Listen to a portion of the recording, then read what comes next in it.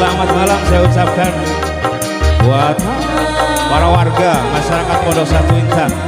Semoga terhibur dengan adanya 2R pada kesempatan malam hari ini.